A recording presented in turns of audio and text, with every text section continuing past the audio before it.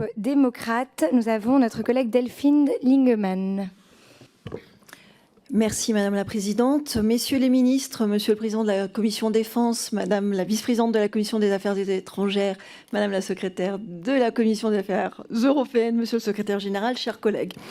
Au nom du groupe démocrate, je tiens tout d'abord à saluer la présence de 3 ministres pour la 2e année consécutive autour du sujet si important des exportations par la France d'armes et de biens à double usage. Je salue également la parution en 2023 du second rapport du SBDU, Service des biens à double usage, de même que la création, dans le cadre de la loi de programmation militaire adoptée récemment, d'une commission parlementaire à l'évaluation des exportations d'armes et de biens à double usage.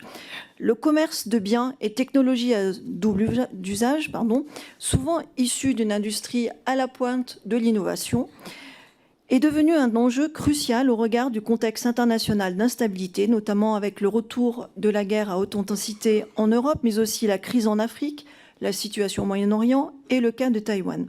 Aujourd'hui, des biens à double usage sont notamment recherchés par l'Iran et la Corée du Nord pour des programmes nucléaires et balistiques, ou encore par la Russie pour l'armement, missiles et drones notamment.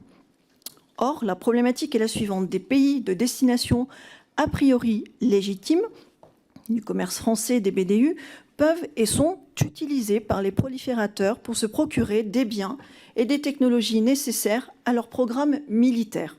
Je vais donner l'exemple du Kazakhstan. Des composants électroniques extraits de matériel ménager comme des machines à laver utilisés dans la fabrication des drones russes ont été obtenus à partir de flux commerciaux réguliers entre l'Union européenne et le Kazakhstan. Entre 2022 et 2023, nous avons assisté à une hausse de 400% des importations de machines à laver par le Kazakhstan. La Moldavie est également identifiée comme un pays à haut risque de transit ou de réexportation de BDU obtenus depuis l'Union européenne. Depuis 2021, l'Union européenne a adopté un règlement établissant un régime de contrôle des exportations de BDU assorti d'une liste des biens à contrôler. 45 types d'articles ont été identifiés dans une liste de haute priorité en septembre 2023. Cette liste est partagée avec les États-Unis, le Royaume-Uni et le Japon.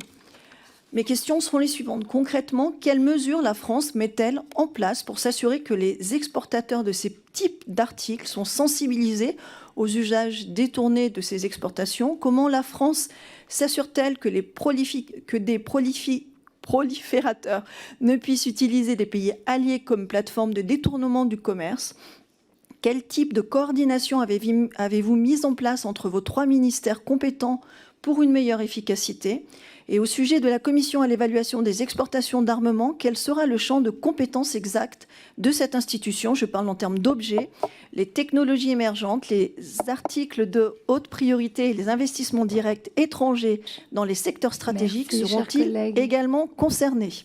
Merci beaucoup, chers collègues. D'abord, si vous m'y autorisez, en répondant à la députée Lingemann, qui pose une bonne question, celle de la problématique du détournement d'usage de biens autorisés à l'exportation qui pourraient être éventuellement, dont l'usage pourrait être, comme son nom l'indique, détourné à des fins non en ligne avec les raisons essentielles. Bon, d'abord, je voudrais insister sur le fait que ce processus d'autorisation, ce n'est pas un processus de déresponsabilisation des entreprises exportatrices. Elles sont censées connaître leurs clients, elles ont un devoir de vigilance.